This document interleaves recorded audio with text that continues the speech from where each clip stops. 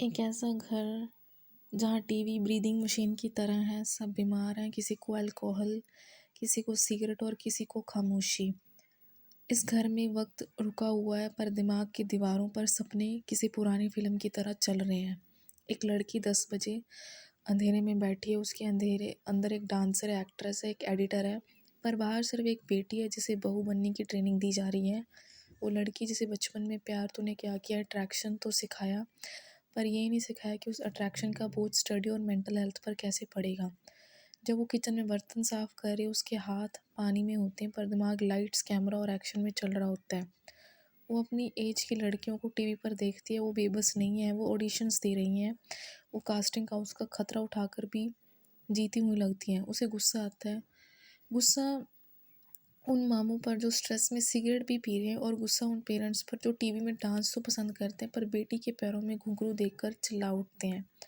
क्या डांसर बनेगी? ये सवाल नहीं, एक तलवार है जो उसके नेचुरल इंटरेस्ट को काट देती है।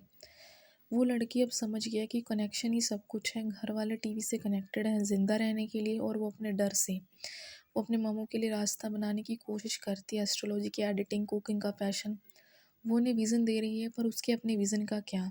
उसकी यूजीसी कॉमर्स की पढ़ाई एक बोझ लगती है क्योंकि उसका दिल एक्टिंग में है। उसे डर लगता है कि उसकी पूरी ज़िंदगी इसी घर के चारदीवारी में मर जाएगी। क्या अगला घर भी एक ऐसे रिस्ट्रिक्शन का पिंजरा होगा?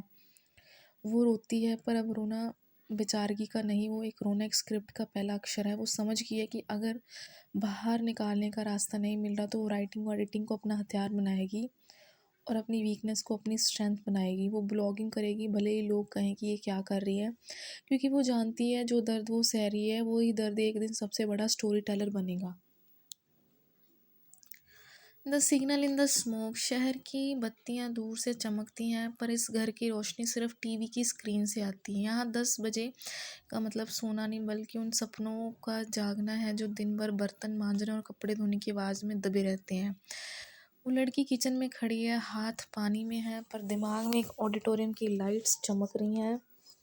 उसे जलन होती है जब वो टीवी पर अपनी उम्र की लड़कियां को बेखौफ नाचते देखती है। उसे हैरानी होती है कि उसकी ज़िंदगी इतनी स्मूथ कैसे है, जबकि उसकी अपनी सांस लेने पर भी घर की रिस्ट्रिक्शन का पहरा है। मामू के कमरे से सिगरेट का धुआं निकल रहा है, वो धुआं जो सब इस घर की फिज़ा का हिस्सा है।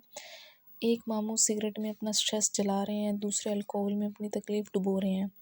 वो लड़की उन्हें देखती है और गुस्सा आता है, पर वो उस गुस्से के पीछे एक गहरा दर्द है। वो उन्हें रास्ता दिखाना चाहती है, उनकी एस्ट्रोलॉजी कुकिंग को एडिट करने की दुनिया तक पहुंचाना चाहती है, पर उसका अपना नेचुरल इंटरेस्ट डांस और म्यूज़िक घर की दीवारों से टकराकर टूट जाता है।